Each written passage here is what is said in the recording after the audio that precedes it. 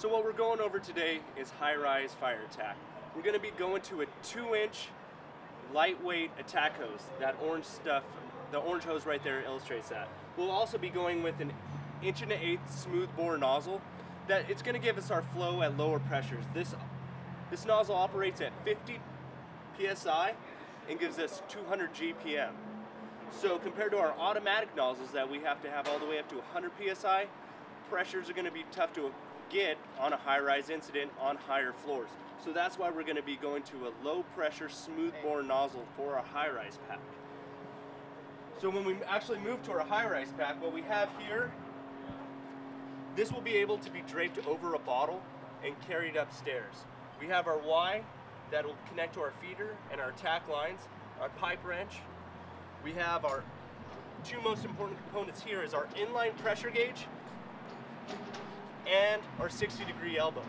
What this is going to do is actually be able to tell us what pressure we have on our attack floor, and the 60-degree elbow actually drops that supply line down so we don't have any kinks, which is going to be a reduction in flow.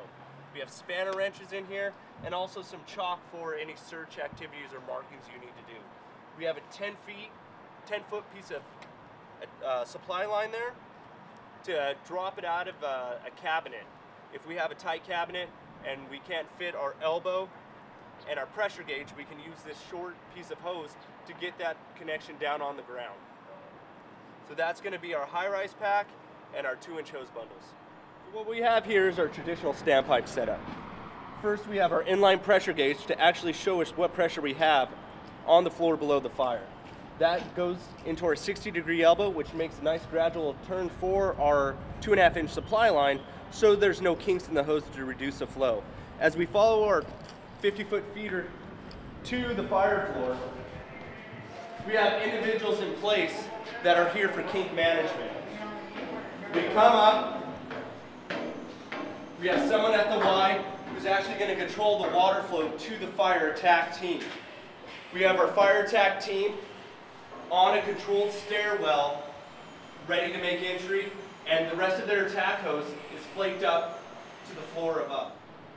So what we're demonstrating here is if you have a tight standpipe connection, similar to the California hotel, or the Californian that has a class 3 standpipe system, it's a tight cabinet, so you're not going to be able to put your inline pressure gauge, so we can throw a quick elbow on it. Then what we have here is a 10-foot stinger piece of hose that actually drops our connections to the ground away from the cabinet. We can put our inline pressure gauge here and then our attack line.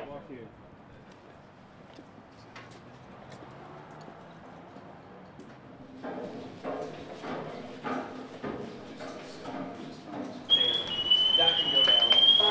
Thank you so much.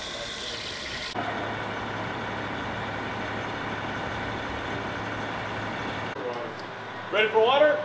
Ready for water. Water coming.